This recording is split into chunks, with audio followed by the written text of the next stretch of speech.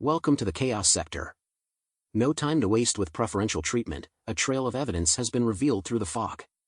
Now there is a correction, and I guess we owe someone an apology, but only at face value. In the affidavit, there is an individual named Eric Grower, identified as the private driver. But this person is not Eric Gower. We will break it all down. The snake is slithering around, trying to escape. Some have left post, voicing their opinions. The true crime investigator claimed Eric Gower was the private driver of Kaylee and Madison. Now, although Gower is from Moscow, Idaho, the accounts of the private driver have him residing in Pullman, Washington. If anyone is confused about this, well, refer back to the previous episode. It was broken down. But it needs another breakdown for complete clarity. If the private driver resides in Pullman, Washington, this means Eric Gower is not the private driver. Look at that, it was quite simple to understand. Some have claimed that Gower was in fact a private driver who also worked part-time at Mad Greek, where the girls worked. Quote, he was a private driver affiliate with the UI Hospitality Department or something akin to that. I heard an interview with him way back in the beginning, and I believe he stated his name as well. He used to work part-time at the Mad Greek also, with Maddie and Xana. He knew the girls and had given them rides on more than a few occasions. And it had to be 1:56 a.m. or after, because they were still standing at the grub truck at 1:45 a.m. Just because the affidavit doesn't state the correct time, it's not the only incorrect thing in there. Unquote. Now let's address this portion of the post, because it has holes in it. I notice when referring to the private driver, they keep saying he, instead of the name of the alleged private driver, being Eric Gower. Not one Eric was recited, because they know he wasn't the private driver, but have been fed that information by deceptive individuals. Oh, he worked for UI in the hospitality department? As a private driver? When was this? Do you have any proof? Where is the screenshot of him providing that service through their hospitality department? We've provided our evidence to support that he wasn't the private driver. You claim that he worked part-time at Mad Greek with the girls? Where are you getting this information from? You claim there was an interview with him about it? Way back in the beginning. And he even said his name? Then if this were the case, he would have been identified through that very interview, so all of the true crime community investigators would have his name, face, and all of what you claim in this post. Yet somehow, JLR was the one who asked, quote, everyone was wondering who the private driver was. Well, I found out through the unredacted affidavit I obtained. Unquote. Everyone would already know his name and identity, because he was interviewed early on about it. You claim that the time in the unredacted affidavit would be 1:56 a.m. or later, because the girls were still standing at the grub truck around 1:45 a.m.? You don't need to tell us that, you need to tell Moscow PD that, heck, even the private driver as well. We went over this already. Moscow PD reported an arrival time of 1:45 a.m. Where would they get this from? It would have to be the private driver, as they brought them back home. But then this was redacted, and 1:56 a.m. was reported. We're only revealing what has been revealed to us. But let's focus on the more potential evidence, or likely evidence, of a private driver for Kaylee and Madison. We're just gonna cancel Eric Gower out of the picture, due to no public information detailing any form of public service as a rideshare driver, and the conflicting places of residence. It's in the video. You know what else is in the video I noticed you didn't address? Freaking Bonnie. Yeah, she's a rideshare driver, it's publicly displayed on Pullman's rideshare service page. Unlike Eric Gower, by the way, we checked. Emma Bonnie Bailey, that's right. Emma Bailey is from Moscow, Idaho, went to high school in Moscow, Idaho, and I'm going to assume she was either friends with the housemates in high school, maybe a few of them, or at the very least, were familiar with them. This would explain the whole, working at the same Mad Greek part-time, knew the housemates, and even drove them home often. She's a rideshare driver who knows the girls, a great way to stay close to them, without them even knowing. We only deal with logic, and here's the logical breakdown. Eric Gower, or Grower based on some so-called true crime investigator, was allegedly the private driver. Eric Gower is from Moscow, Idaho. Okay, this appears to fit. It's logical that he would be the driver. But the accounts of that private driver contradict that narrative, as his place of residence is in Pullman, Washington. Examine once again. Quote, he lived 1,200 feet from my front door, unquote. First of all, that number is so specific, it sounds like a lie.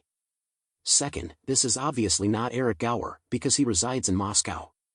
And if he had moved to Pullman, well, his name would have appeared on the list of rideshare drivers. We checked, it's not there.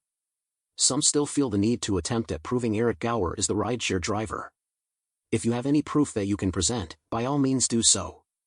We have no problem in standing corrected. But until this is presented, we can't accept someone's post claiming it to be true. Now let's look at Bonnie Bailey. She is from Moscow, Idaho, but was a rideshare driver in Pullman.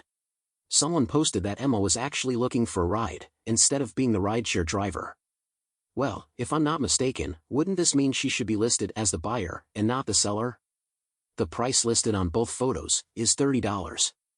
This would be her travel rate for the surrounding areas of Pullman and Moscow. As you examine, it clearly says, send the seller a message. And, seller details. So we know Bonnie Bailey was a rideshare driver in the Pullman, Moscow area. Now, if she was a rideshare driver, or private driver, which has been confirmed, doesn't this lead to Bonnie Bailey potentially being the actual driver of Kaylee and Madison? Some have stated it was Eric Gower, based on the family's claim of knowing him. I'm sorry, but those families have been compromised. And once again, we come right back to the point.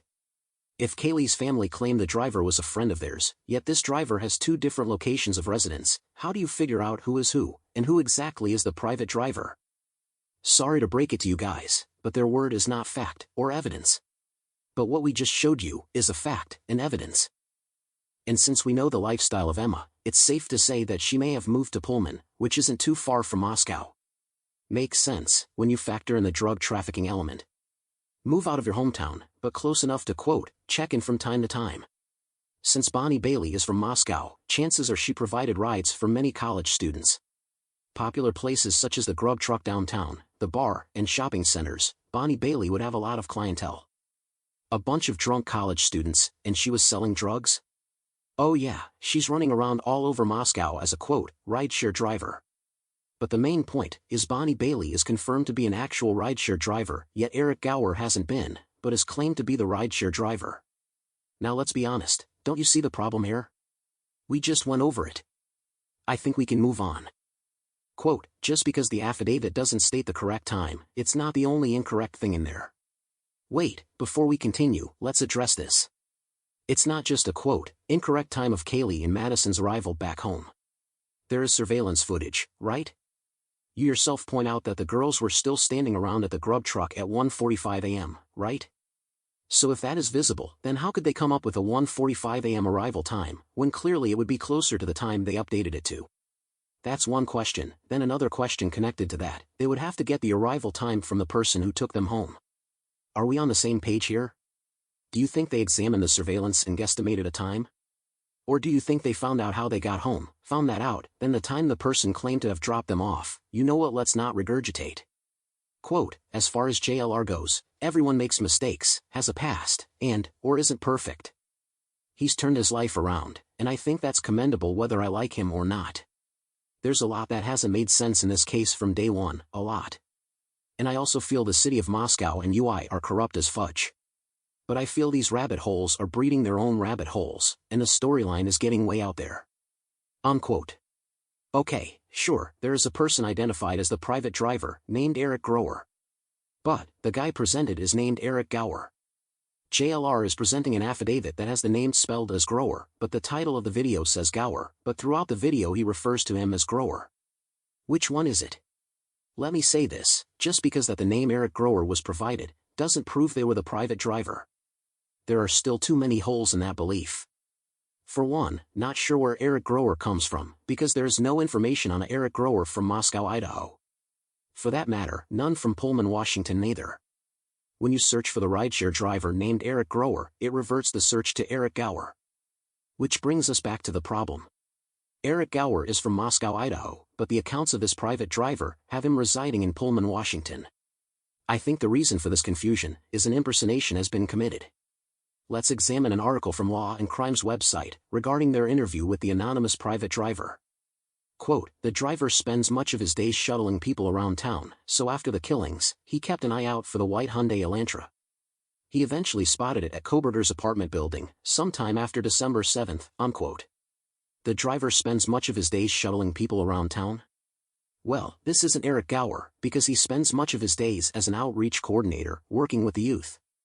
So if it's not Eric Gower, with all of the evidence presented, including this additional evidence, then it must be someone named Eric Grower then, right?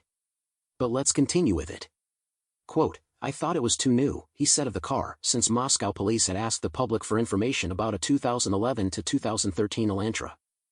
However, he wrote down the car's Washington state license plate number and submitted a list of 13 or 14 Hyundai Elantras he had spotted, sometime around December 10, through the Moscow PD tip line. Unquote. You thought the vehicle was too new? Does this mean you thought the vehicle looked out of place in the neighborhood? Are you suggesting that there was no suspicion of any other white Hyundai Elantra you spotted? Every freaking white Hyundai Elantra would be suspicious, after news breaks of a mass murder in the neighboring state. In fact, the quote, older white Hyundai Elantras, would seem to be more suited for a getaway vehicle, not a new one, right? So in this logic of so-called intuition, every other white Hyundai Elantra in older condition would have more of a suspicion, as it gives off the vibe of driving around a lot. Driving around a lot translates to a lot of traveling. If the vehicle looked too new, then one would suspect the person just bought the vehicle or is from out of town. Surely just purchasing a vehicle isn't accompanied by stabbing 4 college students to death in that same damn car, right? You're gonna stain the upholstery, damn it. Sorry for the sarcasm. This sounds planned, foreshadowing of sorts, justifying the suspicion of Koberger's vehicle. This is not Eric Gower, we don't know who in the hell this is. Who does this leave us? Eric Grower, which there is no one of that name, based on our research, from Moscow, Idaho, nor Pullman, Washington. There may be many Eric Growers, but focusing on the city of Moscow, and even Pullman, which this private driver provided service for, there is no one of that name. The only person is in fact Eric Gower, who has no information regarding being a private driver. See, the deception is so deep, we have to go at every bit and piece of it, to show how cunning the plot was. When you do a Google search for the private driver of Kaylee in Madison, it may lead you to the thumbnail from JLR, identifying the private driver as Eric Gower. If you search for Eric Grower as the private driver, it reverts back to Eric Gower being the private driver. Do you see what is happening here? If the name of the person is Eric Grower in the affidavit, then shouldn't this person be listed in the Google search? Some may still believe that Moscow PD had a typing error or forgot his last name. Once again, if the private driver is depicted as Eric Gower, we keep coming back to the conflicting evidence and information. Let's walk slowly through this, because that affidavit lists someone who is impersonating another person, I'm convinced of that. Eric Gower is from Moscow, Idaho, right? But the accounts of the private driver states that he is from Pullman, Washington, right? Now stop right here. Again, we have to make sure the audience is grasping this problem. Eric Gower's public profile, on multiple platforms, says he lives in Moscow, Idaho, and his hometown is Kamai, Idaho. Nothing about Pullman, Washington, hasn't lived there, hasn't visited there, nothing linking him to Pullman. No occupation, no education, nothing. But the private driver's accounts claim he stays in Pullman, with his wife. Let's examine a bit more from his accounts, law and crime will be the source. Quote, the murders left Moscow residents in shock and created fear among college students who once felt safe leaving their doors unlocked and walking around town. But the rideshare driver said things have changed, as women he takes home now ask him to stand in their doorway so they can check their windows and doors and look through their homes to ensure no one is there. Those are things that had never happened in the communities of Moscow, Idaho, and Pullman, Washington, until now. Unquote. There are several problems with these accounts. As mentioned before, the private driver seems very suspicious to me. First of all, the rideshare driver hasn't been identified. Eric Gower is not, I repeat, not the rideshare driver. There is no evidence or information to confirm this. And, he wouldn't have the time to do this, to be honest. He's busy with work, pretty sure he has a family, and traveling in many cities and states, with his recreational activities with the youth in the outreach program. Not enough hours in the day to drive around at night, escorting drunk college students from the bar. If he was someone still in college, and a bit younger, yeah, I could see that. But Gower is close to 30, has multiple degrees, and has a good paying job as an outreach coordinator. But above all of this, he does not reside in Pullman, Washington, which the private driver stated. Now do you understand? So, based on all of the evidence and information, once again, it is not Eric Gower. And they specifically said rideshare driver, which we searched, and stumbled across none other than Bonnie Bailey, or Emma Bailey for those who don't get that reference. The driver claims that the females he drive home now ask him to stand in the doorway, so they can make sure no one is in their homes. Don't they have relatives? A father? A big brother? An uncle? A male cousin? Male friends? Why would they want a private driver to do this, instead of close friends or family members? Simply call a male friend, because I'm pretty sure they have at least a few, have them come over and check the home out. Seems more logical for the females to do. This sounds fabricated to me. He would accept putting himself in potential danger for some college girls? Surely he wants them to get home safe, but he isn't Superman. And does he do that for literally every female that requests it? It's a fabricated scenario, which leads to even more suspicion of this so-called private driver. What else do we need to present to show Eric Gower was not the private driver? Okay, so it's someone named Eric Grower. If you have just obtained the information and evidence that Eric Gower is not the private driver and someone named Eric Grower is depicted as the driver in the affidavit, doesn't it seem that name has been used as a subliminal reference to Eric Gower? That's what we think. And this indicates someone had been snooping around on social media, trying to find a quote, convincing match. And we find more suspicious statements from the so-called private driver. Quote, for some time afterward, he felt guilt because he had driven Mogan and Gonzalez home that night at 1:56 a.m., only to learn days later that they had been killed. He questioned whether he had been followed, or if he should have done something differently. He said that he had driven Mogan, Gonzalez, and Kernodle many times. Unquote. First of all, why would he feel guilty? You did your job, right? You took them home, assuming everything was normal, as always. Don't overlook that statement, or admission. When someone regrets something, it usually means they did something wrong, or didn't do something, knowing that something should have been done. You follow? Now, he didn't use the term regret, he used the term guilt. Now guilt, on the other hand, carries more responsibility in this scenario, or even accountability. Let's translate it. The private driver felt guilty because Madison and Kaylee were murdered that night. Wait a minute, sir, why would you feel guilty about that tragedy? Was there something you look back on, which you should have done differently?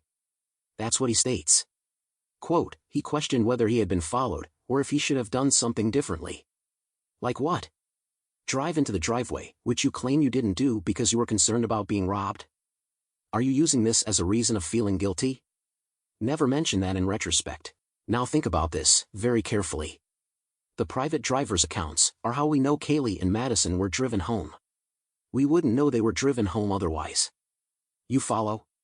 But, simultaneously, those accounts from the private driver are suspicious enough to conclude they know something, or are directly or indirectly involved in those murders.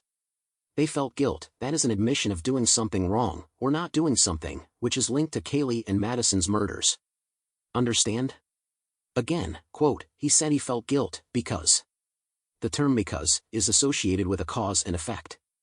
So the guilt he felt, which is associated with the cause, led to Kaylee and Madison's murders, which is associated with the effect. He also stated that he questioned if he was being followed, and if there was something he could have done differently. But he is also saying it was a normal night, where the girls were happy and chatting about mac and cheese.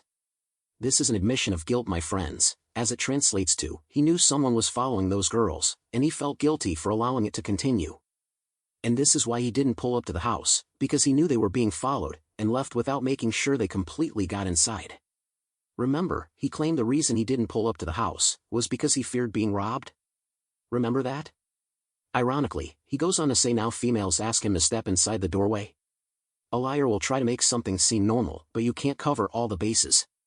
If you feared being robbed, yet the neighborhood was safe enough to leave their doors unlocked, I'm pretty sure you fear getting involved in some form of violence at one of the girls' homes, right? Maybe the biggest fear you had, of being robbed, would happen. You could get shot, assaulted, even murdered, right? Oh, but now he's the man of steel, just willing to put his life at risk. All garbage. Pay attention to what people say, how they say it, and why they say it. The other two questions are when and where. The reason there are inconsistencies, contradictions, and flat-out unrealistic accounts of this private driver is because this is not the actual private driver. They are pretending to be the private driver, covering for someone else, who had a motive of targeting those housemates. If we go with the drug trafficking theory, of course. Drug pushers have their workers, who are willing to put themselves in the line of fire, to protect the organization. That came in the form of pretending to be the private driver. Again, it was the private driver from Pullman who had spotted Koberger's vehicle and called the tip line. You see how a frame works? I'll tell you why he feels guilty. Because you are a suspect, let's stop fucking around here. Don't fall asleep, this person depicted as a male, in my analysis, is actually a female. And that would be Emma Bonnie Bailey. But a male pretended to be the private driver, as a cover for her. If she were revealed as the private driver, she is definitely a suspect out the gate, along with her partner in crime. Have some unidentified male, perhaps some drug grunt, call Moscow PD about the identities of the victims, and give their accounts of what happened, including their so-called alibi of purchasing fast food after dropping them off. They are cleared, based on a freaking fast food receipt.